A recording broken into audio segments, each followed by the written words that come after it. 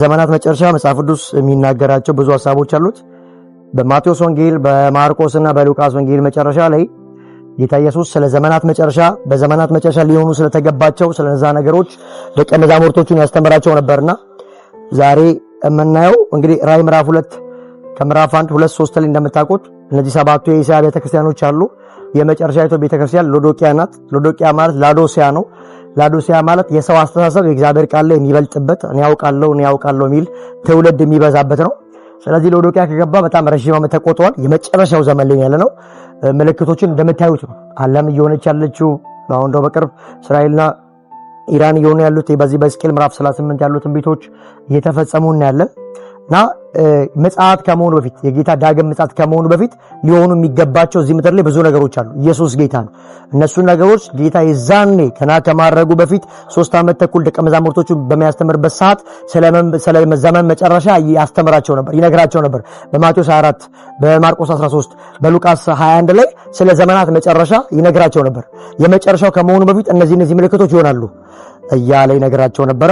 የመጀመሪያው የምናየው ማቴዎስ ወንጌል ምዕራፍ 24 ላይ ያለው ነው። ማቴዎስ ወንጌል ምዕራፍ 24 ላይ ያለውን እናያለን። ያው ሶስቱም ተጓዳኝ ተዛማቾች ስለሆኑ ተመሳሳይ ሐሳብ ነው የሚይዙት። ከ1 እስከ 14 ያለውን እናያለን ማለት ነው። ማቴዎስ ወንጌል ምዕራፍ 24 ከ1 እስከ 13 እንደዚህ ይላል። እስከ 14 ኢየሱስ ከቤተ መቅደስ ወጥቶ ሲሄድ ደቀ መዛሙርቱ የቤተ መቅደሱን ሕንጻ ሲያዩት ወደ እርሱ ቀረቡ።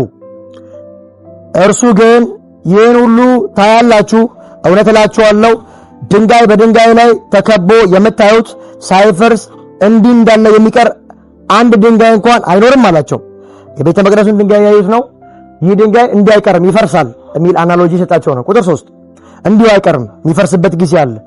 ስለዚህ ቁጥር 3 ላይ እንደዚህ ይላል፣ በደብረ ዘይት ተራራ ላይ ተቀምጦ ሳለ ደቀ መዛሙርት ለብቻ ወደ እርሱ ቀርበው እስቲ ንገረን የምትለው ሁሉ መቼ ይሆናል? የመምጣትም የዓለም መጨረሻ ምልክትስ ምንድነው አሉት።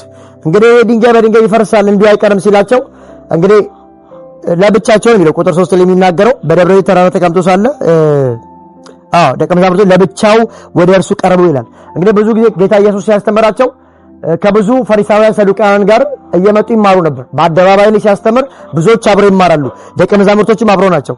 ለምሳሌ ሉቃስ ምዕራፍ 8 ላይ የዘሪውን ምሳሌ ሲያስተምራቸው ብዙ ሰዎች ነበሩ እና ያንን የዘሪ ትምህርቶች ሲያስተምራቸው በጭንጫ ስለተዘራው በመንገድ ዳርና በድንጋያማና በመልካም መሬት ስለተዘራው ስለ 4ቱ ዘሮች ያስተምራቸዋል። ስለዚህ ለነ ጴጥሮስ ግልጽ አልነበረም። ስለዚህ ምን ይላቸዋል? ቤት ከገቡ በኋላ ከሰዎቹ ከተለየ በኋላ ለብቻው ሲያገኙት አልገባንም ምንድነው ዘሩ ብለው እንዲያባራላቸው ይጠይቁት ነበር። ስለዚህ ኢየሱስ 3 ዓመት ተኩል የሚያስተምራቸው ትምህርት ለነሱ ሜታፎሪካሊ ነው፣ ባይዘው አይገባቸውም ነበር። ከህዝብ ጋር ያስተምራቸዋል። ሲገቡ ይሄ ማለት ምን ማለት ነው ብለው ምሳሌው እንዲፈታላቸው ይጠይቁት ነበር። ልክ እንደዚሁ ይሄ ከተናገረ በኋላ ቁጥር 3 ላይ በደብረ ዘይት ተራራ ላይ ተቀምጦ ሳለ ደቀ መዛሙርቱ ለብቻ ወደ እነርሱ ቀርበው እስቲ ንገረን የምትለው ሁሉ መቼ ይሆናል? ይሄ ድንጋይ በድንጋይ የሚፈርሰው በዚህ ማይቀርበት መቼ ነው ማወቅ ይፈልጋሉ። መቼ ነው ንገረን አሉት። የምትለው ሁሉ እስቲ መቼ ይሆናል? የመምጣትና የዓለም መጨረሻ ምልክትስ ምንድነው አሉት። ስለ ዓለም መጨረሻ ምልክት ማወቅ ፈለጉ። እንግዲህ እነሱ ሲጠይቁት መቼ ነው ማለት ነው? የዛሬ 1900 ምናምን ዓመት ማለት ነው። የመጨረሻው ምልክቶቹ ምንድናቸው ሲል እዚህ ጋር መናያ ይሆናል ማለት ነው። እነዚህ ምልክቶች በሙላት ተፈጽመዋል። እንደውም ቁጥር 13 አካባቢ ሲሄድ ወንጌል ለዓለም ሁሉ ይሰበከ ይላል። አሁንም ወንጌል ለዓለም ሁሉ የተሰበከ ነው እና ምን እያልኳችሁ ነው? እነሆ ጌታ በደጅ ነው። ኢየሱስ ጌታ ነው። ስለዚህ ስለ ምድራዊ ነገር ስለ ቆርቆሮ ምናምን እያሰባችሁ ጊዜያችሁ እንዳይበላ ኢየሱስ ጌታ ነው። በንጽህና እግዚአብሔርን በመምሰል በቅድስና ከሚነጠቁ ሰዎች መካከል ማለትም ኤቭሪ ሎካል ቸርች ላይ 2 አይነት አማኞች ነው ያሉት። አፋዊ አማኝ አለ፣ እውነተኛ አማኝ አለ። ሪጀነሬት የሚያደርጉት ሁሉም ጴንጤ ድናል ብለን አናምን ባይዘ የዳንነት ትምህርት ስናስተምር፣ ነገር ግን ጌታ የሚድኑትን ያውቃል ይላል። ለዩኒቨርሳል ቸርች ማንዳነ ማን እንዳለ ብዙ ማጠራጣሪ አይደለም። ሎካል ቸርች ላይ ግን ኤቭሪ ሎካል ቸርች 2 ቢሊዮን አማኝ አለ ተብሎ ይገመታል እንዳለም ሁሉም ሳሊቬሽን ያገኙ ብዬ አላምንም። ለምን ሉቃስ 8 ስናይ ራሱ የእግዚአብሔር ቃል ነው ዘሩ የተዘራው እዚህ ዓለም ላይ ነው። 2ቱ ሲወርቁና 2ቱ አንዱ ጭንጫ ላይ ያለው ፍሬ ማፍራት ከብዶት አንዱ ደግሞ 30 እና 60 100 ጥፍ ሲያፈራ ታያላችሁ። ስለዚህ 2ቱ የምንን ይወክላሉ? ሁለተኛ አማኝን፣ 2ቱ ደግሞ አፋዊ አማኞችን ሲዝናሎችን ይወክላል ማለት ነው። ጉዳዩ አይደለም።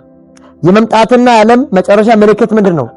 የሚነጠቁት ባይዘ እውነተኛ አማኞችና ሪጀነሬት ያደረጉ ብቻ ናቸው። ስለዚህ እዚህ ጢሞቴዎስ መጽሐፍም እንደሚናገር የአምልኮ መልክ ያላቸው ኃይሉን የካዱት የሚባሉ ቸርች ውስጥ አሉ። ኢየሱስ ጌታ እንደነዚህ አይነት አብረው ያሉ አፋዊ አማኞች አይነጠቁም። ኢየሱስ ጌታ ነው። ልክ ቤተክርስቲያን ስትነጠቅ መለከት ሲነፋ የሞቱት ሲነሱ እኛ በሕይወት ላይ ስንቀየር በደመና ጌታ ጋር ለመቀበል ስንል እዚሁ ከአሕዛብ ጋር ይቀራሉ። ኢየሱስ ጌታ ነው። ከዛ በኋላ እንደሚታወቀው ምን አለ? የ7 ዓመት መከራ አለ። ከዛ የ1000 ዓመት መንግስት አለ። ከዛ ኢየሩሳሌም መጨረሻ፣ ከዛ ቀኑና ሰዓቱ አይታወቅም እያለ ማለትም ቤተክርስቲያን ትነጠቃለች። ከዛ 7 ዓመት መከራ አለ። ከመከራው በኋላ 1000 ዓመት መንግስት አለ፣ የሰላም መንግስት። ከዛ በኋላ በ1000 ዓመት መንግስቱም ያሉት የሚድኑት እነዛ 12ቱ ወይራዎች ሚላቸው 144 የሚታተሙት በዚህ በ7 ዓመት መከራ አለ። ከዛ 1000 ዓመት መንግስት ይሆናል። ከዛ በኋላ 2 ትንሳኤዎች አሉ። አብረን ተያይዘን ነው ከ1000 ዓመት መንግስት ውስጥም ያሉ ሪጀነሬሽን የሚያገኙ በክርስቶስ አምነው የሚድኑት። ከዛ ተነጠቅነው አንድ ላይ ወደ ኢየሩሳሌም እንገባለን። ኢየሱስ ጌታ ነው። ግን ዛሬ ማወራው ምንድነው? ስለ 7 ዓመት መከራ አይደለም፣ ስለ 1000 ዓመት መንግስት አይደለም፣ ስለ አዲስቷ ኢየሩሳሌም አይደለም። ዛሬ በጣም አርቲኩሌት የምናደርገው ስለ ራፕቸርም አይደለም የምናወራው፣ ስለ ንጥቀት አይደለም። ዛሬ የምናወራው የመጨረሻ ዘመን ምልክቶችን ብቻ ነው የምናወራው። ወደፊት ስለ ንጥቀት፣ ስለ መጨረሻው ዘመን ትምህርቶች በሙላት ከዛ ባለፈ ስለ 1000 ዓመት መንግስት ምን እንደሚሆን ስለ 7 ዓመት መከራ ምናምን እንማራለን። ለዚህ ግን ፈርዘር ቤተክርስቲያን የለችም። እውነተኛ አማኞች አይ ቲንክ ከዮሐንስ ምዕራፍ 4 በኋላ ይሉ ሜታፎሪክ ነው፣ ራእይ ነው። ዮሐንስ መጽሐፍ ራእይን የሚያየው ቤተክርስቲያን እንግዲህ በተሰሎንቄ መጽሐፍ ሲናገር ምን እንደሚለው እግዚአብሔር ለቁጣ አልመረጠንም። እንደው ቤተክርስቲያን ትልቁ ፕሮፌሲ ነው። አንዳንድ ሰዎች ቴዎሎጂያኖች አሉ ቤተክርስቲያን ታላቁ መከራ እስከ ሚድል ጊዜ አለች 3 ዓመት ተኩል ከዛ በኋላ ትነጠቃለች፣ ወይ ደግሞ 7 ዓመት መከራ ካለቀ በኋላ ትነጠቃለች የሚል አናሎጂ አላቸው አሉ። ነገር ግን እውነታው ምንድነው ስንል እንዴት ለቁጣ አልመረጣችሁም እየተባለ እንዴት ነው መከራ ውስጥ መንገባው? ኢየሱስ ጌታ ነው። ስለዚህ ቤተክርስቲያን ታላቁ መከራ 7 ዓመት ያዕቆብ መከራ የሚባለው ውስጥ አትገባም ማለት ነው። ለምን ከተባለ በዮሐንስ ወንጌል ምዕራፍ 14 ላይ ጌታ ኢየሱስ ትልቅ ትንቢት አዊ ቃል ተናግሯል። ምን አለ? እኔ ብሄድ ይሻላችኋል፣ በአባቴ ቤት ብዙ መኖሪያ አለ፣ እኔ ባለሁበት ስፍራ አዘጋጅላችኋል፣ እኔ ባለሁበት ታረጋ ወስዳችሁ ዘንድ ዳግመኛ እመጣለሁ ወስዳችኋለሁ። ስለዚህ ለቤተ ክርስቲያን ትልቁ ትንቢት ምንድነው ሲባል እሱ ሄዷል፣ ስፍራ ያዘጋጅልናል፣ እሱ ደግሞ ባለበት እኛ እንድንኖር መጥቶ ይወስደናል። ኢየሱስ ጌታ። ስለዚህ መከራ ውስጥ ቤተ ክርስቲያን አትገባም። ዛሬ ምልክቶችን በደንብ የምናየው ቁጥር 4 ኢየሱስም መልሶ እንዲህ አላቸው፣ ማንም እንዳያስታችሁ ተጠንቀቁ። ብዙዎች እኔ ክርስቶስ ነኝ በማለት በስሜ ይመጣሉና ብዙዎችንም ያስታሉ። የመጨረሻው ከመሆኑ በፊት እኔ ክርስቶስ ነኝ ብለው መተው የሚያስቱ አሉ። እንደውም በዓለም ሀገራት በተለይ አፍሪካ ላይ እኔ መሲሁ ነኝ ብለው የተነሱ በጣም ብዙ ሰዎች አሉ።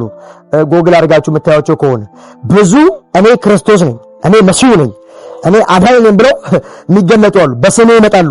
ኦኬ ብዙዎችንም ያስታሉ። ኢቭን ኢፍ እዚህ ኬንያ ነው የት እንደሆነ አፍሪካ ሀገር ውስጥ ክርስቶስ ነኝ ብለው ብዙ ተከታይ ያላቸው ተነሱ አሉ። ባይዘው በዚህ አመታት ወደ ኋላ ማለት ነው።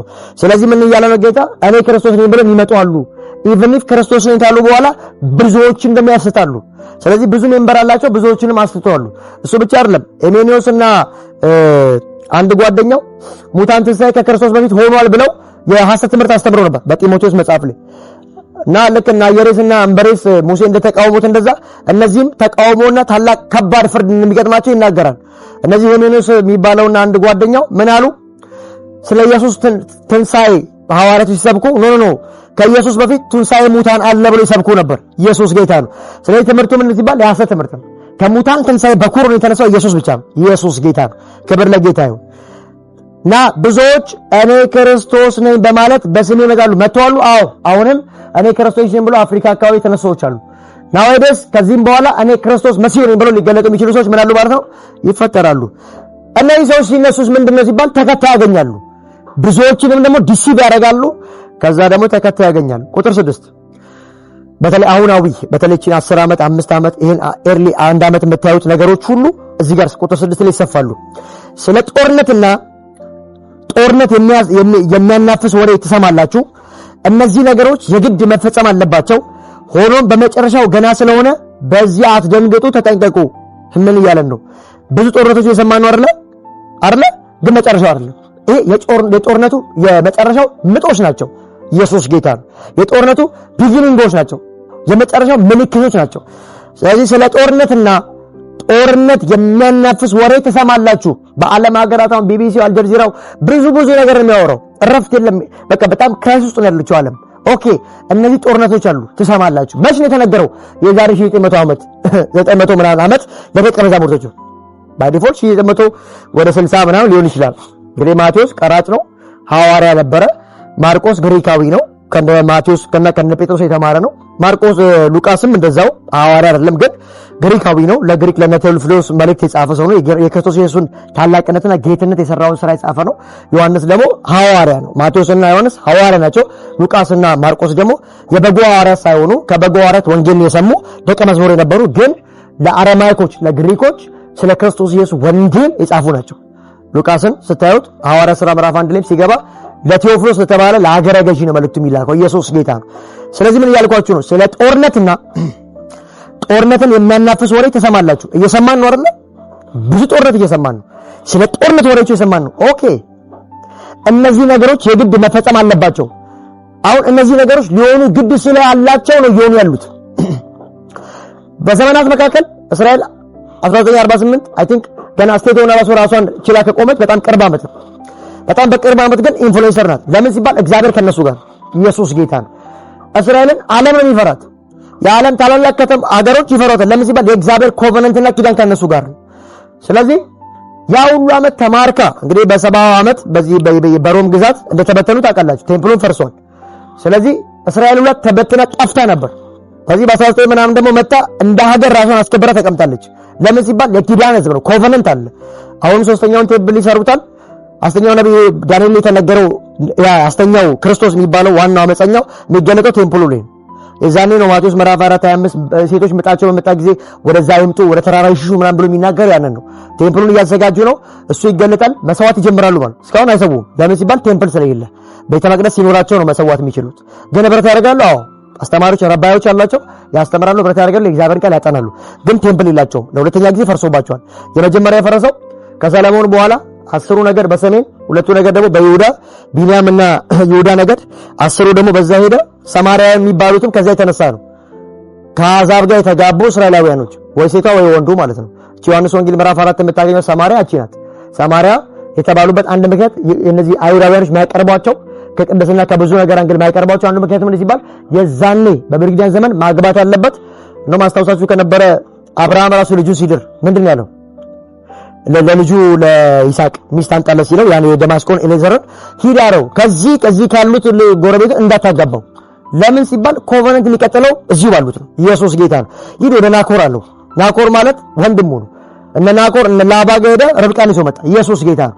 እዚህ ካሉት ግን ያለው እንዳታጋባ እንደተባለው ጸለየ፣ ለመነ። ከዛ ውሃ ጠጣችሁ የእግዚአብሔር አምላክ እዛነ ባቱኤል ጋር ሲገባ እነ ላባ ጋር በላ ጠጣ ሲሉት ኖ አለ እሄዳለሁ። ለምን የጌታ አምላክ መንገድን አቀንቶታልና ተዘግዩ። ኢየሱስ ጌታ ነው። ምላችሁ ፈልጌ ነው። እስራኤል ነው የሚያገባው። እዛም እያለ አሕዛብ ማግባት አይቻልም በታምር። ልክ እንደዚህ በሰለሞን ዘመን ከዛ በኋላ የነበረ ታሪክ ነው። እነዚህ ሰማርያ የተባሉ ሰዎች ከአሕዛብ ጋር ተጋቡ። ለጣዖት ለነሪንፋብ ለሞሎክ ለባዕድ አምልኮች ተያዙ። ቤተ መቅደሱ አለ የሰለሞን ቤተ መቅደስ መተው አይሰውም ነበር። በይሁዳና ቢንያም ነገር ግን በደቡብ ያሉት ግን ይመጣሉ። ከፊል ቢባክኑም ቢጠፉም በኃጢአት ቢወድቁም ለጣዖት ቢሰግዱም ግን የመመለስ ልብ ነበራቸው። ይሰው ነበር፣ ይመጡ ነበር። ከዛ በኋላ ቤተ መቅደሱ ፈረሰ። ከፈረሰ በኋላ በነዝራ ነህምያና ዘሩባቤል ከአንድም 3 ጊዜ መጥተው የእስራኤልን ቅጥር በነቂሮስ አዋጅ መሰረት አደሱት። መሲሁ ሊመጣ የሚገባው በዛ ቴምፕል ውስጥ ስለሆነ ክርስቶስ ስለሚመጣ ትንቢትም ስለተነገረ ታደሰ። ከዛ ደግሞ ሁለተኛው ከተሰራ በኋላ በዚህ በ70 ዓመተ ምህረት የሮም ንጉስ አፈረሰው፣ ፈረሰ። ስለዚህ አሁን የሚሰውበት የለም። አሁን የግዴታ ምን መስራት አለባቸው? ቴምፕል መስራት አለባቸው። ኢየሱስ ጌታ ነው። ይሄንና ሰማርያ የተባሉበት አንዱ ምክንያቱ ያ ነው። ግን ሰማርያውያን ወይ በእናት ወይ በአባት ጁሽ ናቸው፣ አይሁዳዊ ናቸው፣ ግን ከሌላ ጋር የተጋቡ ናቸው። ስለዚህ ፈሪሳውያኖች ደግሞ ህግ ስላላቸው ስለሚተረቀቁ በሰማርያ መንገድ ቀጥታ መሄድ እየቻሉ አይሄዱም፣ አልሁን በዛ ይሻገሩ ነበር። መሲሁ ሲመጣ ግን ምንም ገደብ አላዘውም፣ ሰንጥቆ ነው የገባው። ኢየሱስ ጌታ ነው። ክብር ለጌታ ይሁን። ያንቺ ኃጢአት ያንተ ነገር ሳይገደው እንዲያው መንገድን ሰብሮ ገባል። ኢየሱስ ያድናል። ክብር ለጌታ ይሁን። እና ስለ ጦርነትና ጦርነት የሚያናፍሱ ወሬ ስትሰሙ እነዚህ ነገሮች የግድ መፈጸም አለባቸው። ሆኖ መጨረሻው ገና ስለሆነ በዚህ ነገር እንዳትደነግጡ ተጠንቀቁ። አሁን ዓለም ሀገራት ላይ የኑሮ ግሽፈት አሁን ነው ዛሬ ምንድነው ቤንዚን ጨምሯል። በጣም ብዙ ነገሮች ይጨምሩ ነው። ኦኬ የጦርነቱ አንዱ ፋክት ይሄ ነው። ሀያላን ሀገሮች ትልቅ ሀገሮች ሲዋጉ ሲፋለሙ የሆነ ከረንሲ ይጨምራል፣ የሆነ የኑሮ ውድነት ይፈጠራል፣ ኢንፍሌሽን አለ። ምንድነው ሲባል ጦርነቶች የሚያስከትሏቸው በርደሮች አሉ። ምንም ማድረግ አንችልም፣ ግን ጌታ ከኛ ጋር ነው፣ እንቀጥላለን። ኢየሱስ ጌታ ነው። የፈለገ ነገር ሊጨምር ይችላል። እኛም ኪሎአችንን አቅማችንን እየጨመርን እንሄዳለን። ኢየሱስ ያድናል። ክብር ለጌታ ይሁን። ግን መጨረሻው አይደለም። ውጊያ ያያችሁ ነው፣ ፍልሚያ ያያችሁ፣ ሚሳኤል ያያችሁ፣ መጨረሻው ግን አይደለም። የመጨረሻው ምጥ ምልክት ነው። ኢየሱስ ጌታ